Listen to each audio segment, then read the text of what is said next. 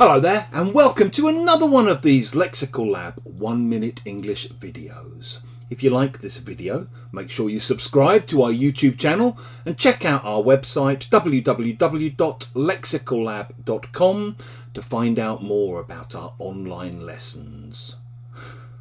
After what was basically a rather miserable summer here in the UK, a summer where we had more than our fair share of rain, we're suddenly having a veritable heat wave here in London. Over the last few days, temperatures have been hitting 30 degrees. And much as it is nice to finally have a bit of sunshine and a bit of heat in our lives after the miserable summer, it's also been very nice being able to sit and eat dinner outside, that kind of thing. At the same time, it's also a little bit disconcerting because temperatures like this are fairly unprecedented for early September. And to be honest, I worry about it. It doesn't bode well for the future of the planet.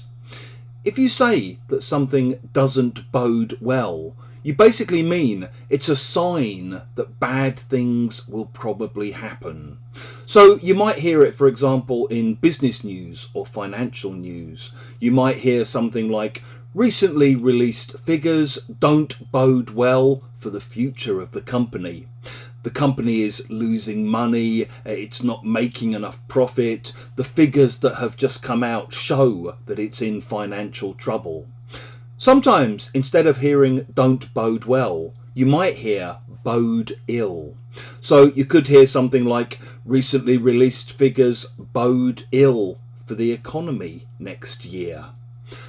Just to give you a few more examples, my football team here in North London signed a young Dutch defender called Jurrien Timber over the summer, and everyone had been looking forward to seeing him play.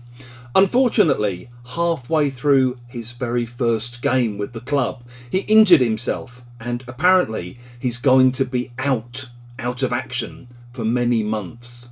The injury in his very first game bodes ill for his future. It doesn't bode well for his future.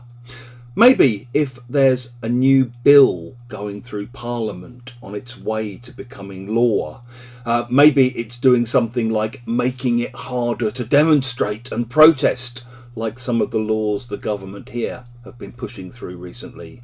The bill bodes ill for democracy. Every now and then you do also hear of things boding well, things that are good signs for the future. I heard this week on the news that there's a new treatment for dementia, for Parkinson's disease, a kind of problem that lots of old people have. And in the news report they said that the new treatment bodes well for people in their 50s and 60s at the moment, because for people of my generation, by the time we get to 70 or 75 and we start suffering from dementia, if we don't get it before then, of course, this new treatment will hopefully be in place. So it's a good sign. If you've enjoyed this video, please do click the like button, share it with your friends, your students, your colleagues on social media. And also, please do leave examples of how you might use bode ill, doesn't bode well, bodes well in the comment section below.